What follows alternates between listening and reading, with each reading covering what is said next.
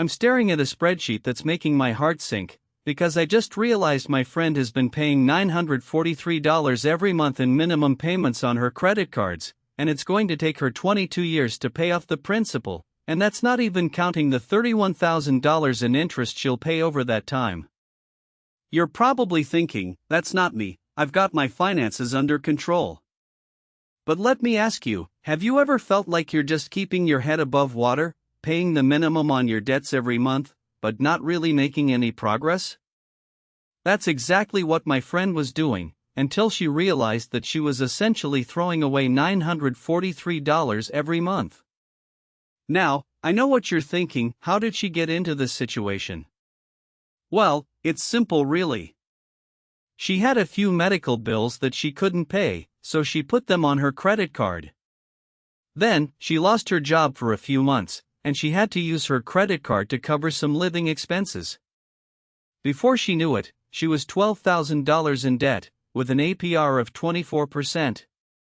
The worst part is, she was so overwhelmed by the debt that she just stopped looking at her statements. She didn't want to know how much she owed, or how much interest she was paying. But one day, she finally faced the music, and that's when she realized that she needed to make a change. So, let's talk about how to build an investment portfolio from zero, with just 1 month to get started. First, you need to understand that investing is not just about making money, it's about making progress. It's about taking control of your finances and creating a plan for the future. Now, I know that might sound overwhelming, but trust me, it's not. You see, most people think that investing is only for rich people, or for people who have a lot of experience. But that's just not true. Anyone can start investing, with just a little bit of knowledge and a solid plan. So, here's what my friend did. She started by taking a close look at her budget, and figuring out where she could cut back on unnecessary expenses. She realized that she was spending way too much money on dining out and entertainment. So, she made a plan to cut back on those expenses, and put that money towards her debt. She also started looking into ways to increase her income, such as taking on a side hustle, or asking for a raise at work. Now, I know that might sound like a lot to take on, but my friend was determined to get out of debt, and start building wealth. So, she took it one step at a time. She started by paying off her smallest debt first, which was a credit card with a balance of $2,000. She paid that off in just a few months, and then she moved on to the next debt. As she was paying off her debts, she also started learning about investing. She read books and articles, and she even took a few online courses. She learned about index funds and ETFs, and how to create a diversified portfolio. And then, she started investing. She started with just $100 a month, but she consistently invested that amount every month. And you know what? It added up. After just a few months, she had a few $1,000s in her investment account, and she was starting to see the power of compound interest. Now, I'm not saying that it was easy. There were definitely some ups and downs along the way. But my friend was determined to succeed, and she didn't give up. And that's the key. Investing is not just about making money, it's about creating a plan and sticking to it. So, if you're just starting out, don't be discouraged if you don't know much about investing. Just start with what you can, and build from there. Learn as much as you can, and don't be afraid to ask for help. And most importantly, be consistent. Invest a little bit every month, and watch your wealth grow over time. Now, I want to ask you, what's the biggest debt you're currently facing? Drop your answer in the comments below, and let's work on a plan to pay it off together. If you found this video helpful, be sure to hit the like button, and subscribe to our channel for more content on personal finance and investing. And if you know someone who's struggling with debt, or who wants to start investing, send them this video. Let's help them get started on their financial journey. In our next video, we'll be talking about the best strategies for saving for retirement, so be sure to check that out. Thanks for watching, and we'll see you in the next video. Let's consider an example of how investing can help you achieve your long-term goals. Suppose you want to buy a house in 10 years, and you estimate that you'll need $20,000 for a down payment. If you start investing just $50 a month, and you earn an average annual return of 6%, you'll have over $8,000 in your investment account after 10 years. That's a significant chunk of change, and it's all thanks to the power of compound interest. But here's the thing, most people don't start investing until they're much older, and that's a mistake. The sooner you start investing, the more time your money has to grow.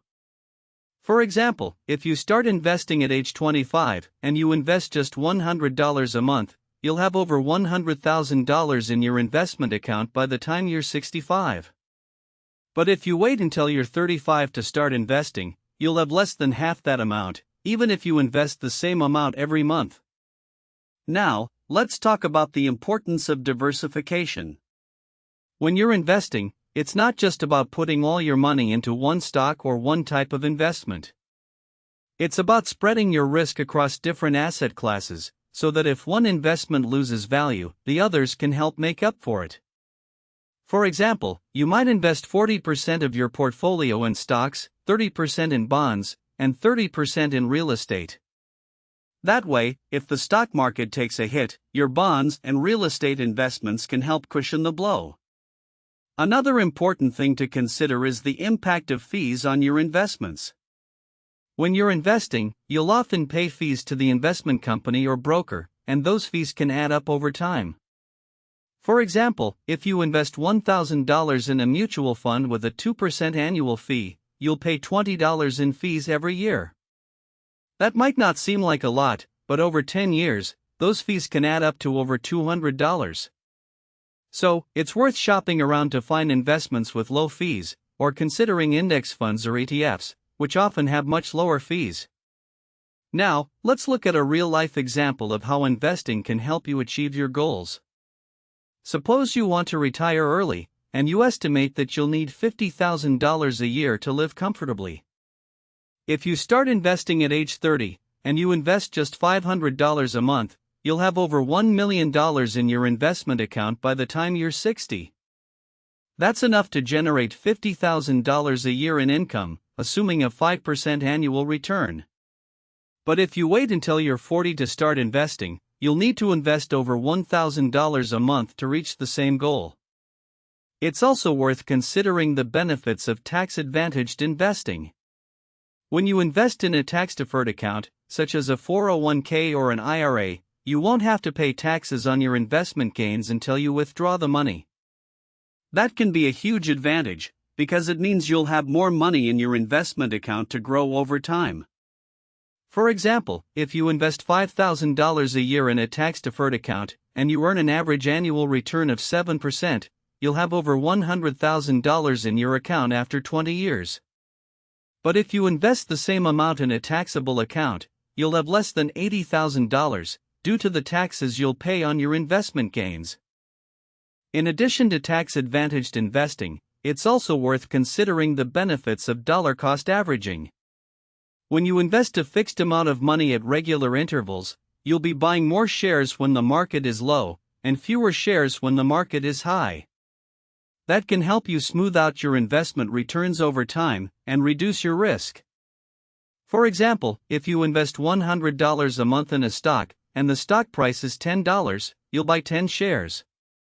But if the stock price falls to $5, you'll buy 20 shares. That way, you'll be taking advantage of the lower price to buy more shares, and you'll be reducing your average cost per share over time.